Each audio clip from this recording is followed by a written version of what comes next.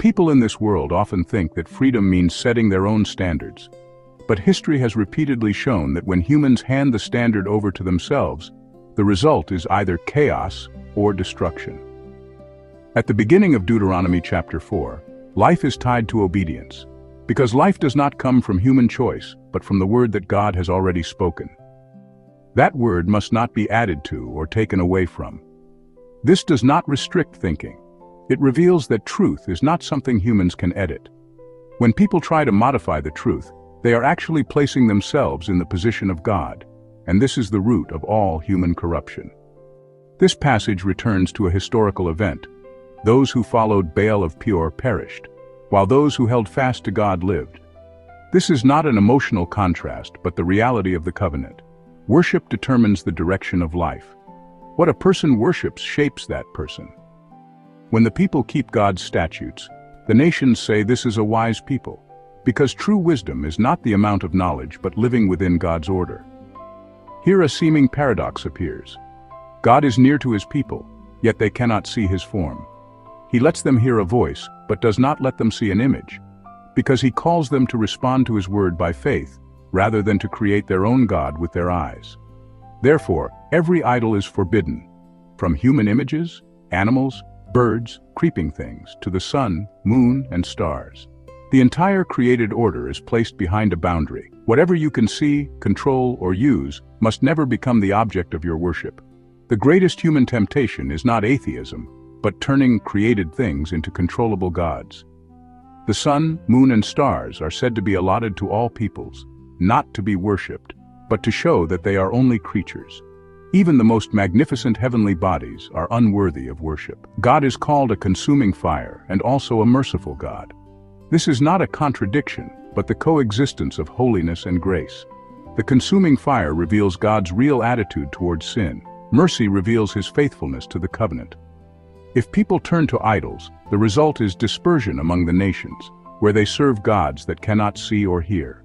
This is itself a judgment. Those who worship emptiness end up living in emptiness. Yet even in that condition, if they seek God with all their heart, they will find him, because he does not forget the covenant he has made.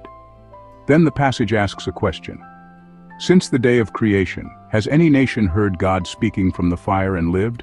Has any nation been taken out by God himself? This is not national pride, but the uniqueness of revelation. God makes himself known not through philosophical speculation, but through historical acts of deliverance and speech. The purpose is that people may know that the Lord alone is God in heaven above and on the earth beneath, and this revelation is ultimately made complete in Jesus. Then, between the declaration of law and judgment, the cities of refuge suddenly appear. This is not an interruption, but a display that mercy is contained within justice. Under the law, there is not only condemnation, but also a way prepared for those who sin unintentionally. This system points to a deeper reality.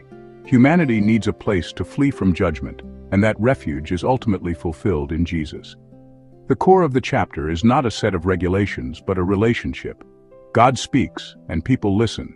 God establishes the covenant, and people remember. God delivers, and people fear him. When these are forgotten, people make gods with their hands and define good and evil with their hearts, and they lose life. But God did not leave history at judgment. In later history, he accomplished a true deliverance, not bringing people out of a geographical Egypt, but bringing them out of sin and death. Not writing the law on stone, but writing it on human hearts through Jesus. Not fleeing into a city, but entering into a Savior who bears judgment in place of people. That is, Jesus. Therefore, every call in this chapter ultimately points to the same reality. Life is not found in how people define themselves, but in returning to the word God has already spoken and entering the salvation he has prepared in Jesus. When people respond in this way, the law is no longer merely a command but becomes the path of life. God is no longer only a consuming fire but also the Lord who is near. History is no longer only a warning but becomes evidence of hope. And that hope becomes real in Jesus.